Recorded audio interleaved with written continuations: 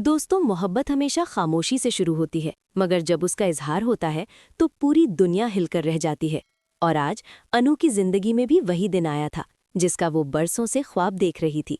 मगर उसे अंदाजा नहीं था कि ये ख्वाब खुशी के साथ साथ खौफ, आंसू और आजमाइश भी लेकर आएगा। सुबह से ही अनु का दिल बेचैन था। आईने में खुद को देखते हुए उसने महसूस किया जैसे आज कुछ गैर मामूली होने वाला है। दफ्तर पहुंची तो आर्यवर्धन का रवैया उसे और ज्यादा उलझा देता है। वो बार बार अनु को देखता है, कभी मुस्कुराता है और कभी नजरें चुरा लेता है, जैसे दिल में कोई राज छुपा हो।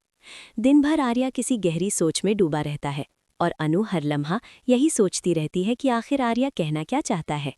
जैसे ही दफ्तर की छुट्टी होती है, आर्या अनु को रोक लेता है और भरी हुई आवाज में कहता है कि क्या वो उसके साथ कुछ देर चल सकती है, क्योंकि आज उसे एक बहुत ज़रूरी बात करनी है। अनु के दिल की धड़कन तेज हो जाती है, मगर वो हाँ कर देती है।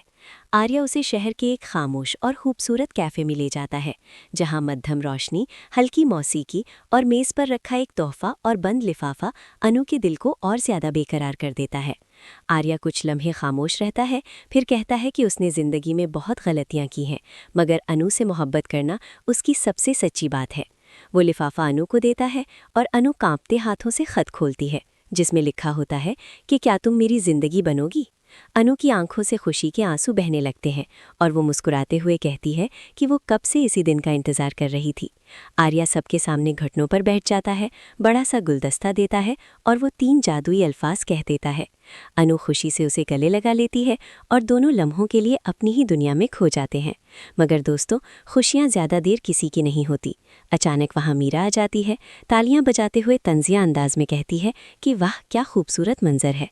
फिर अनु को घूर कर कहती है कि जितनी खुशियाँ मनानी है मना लो, क्योंकि ये खुशियाँ सिर्फ चंद लम्हों की मेहमान हैं।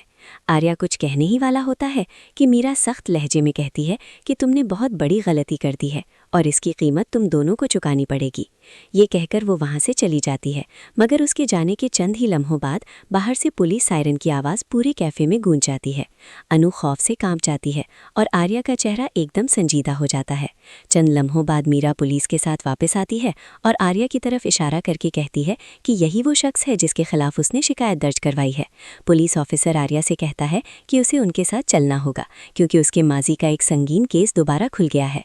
अनु हैरत और खौफ के आलम में पूछती है कि आर्या ने क्या जुर्म किया है, मगर आर्या खामोश रहता है, ना इनकार करता है ना वजाहत, और यही खामोशी अनु के दिल को सबसे ज्यादा तोड़ देती है। पुलिस आर्या के हाथों में हथकड़ी डाल देती है। हथकड़ी की आवाज़ अनु के दिल पर हथौड़े की तरह लगती है। मीरा फातिहाना मुस्कुराहट के साथ कहती है कि उसने पहले ही कहा था कि ये खुशियाँ ज़्यादा देर नहीं रहेंगी। अनु रोते हुए आर्या का हाथ पकड़ लेती है और सबके सामने कहती है कि वो आर्या पर यकीन करती है, चाहे पूरी दुनिया उसके खिलाफ क्यों ना हो। आर्या पहली बार अनु की आंखों में देखकर कहता है कि उसने सब कुछ अनु को बचाने के लिए छुपाया था, और अगर वो वापस आया तो हर सच खुद बताएगा। पुलिस आर्या को ले जाती है और अनु वहीं खड़ी रह जाती है, टूटी हुई, बिखरी हुई, मगर अंदर से मजबूत। उसके दिल में अब सिर्फ मोहब्बत नहीं बल्कि एक अज़्म भी जन्म ले चुका होता है कि वो आर्या की सच्चाई ज़रूर सामने लाएगी। दोस्तों, सवाल ये है कि क्या आर्या वाकई किसी जुर्म का मुजरिम है या ये सब मीरा की एक खतरनाक साजिश है? क्या अनु अपनी यकीन पर कायम रह पाएगी या मोहब्बत सलाखों के पीछे हार जाएगी? असल कहानी तो अब शुरू हुई है, क्योंकि आने वाली किस्त में वो राज खुलने वाला है जो ना सिर्फ आर्या और अनु बल्कि मीरा की हकीकत भी सबके सामने ले आएगा। आगे जो हुआ वो आपकी होश उड़ा देगा, तो ज़रूर सब्सक्राइब करें ताकि आगे जो हुआ वो आपसे मिस ना हो।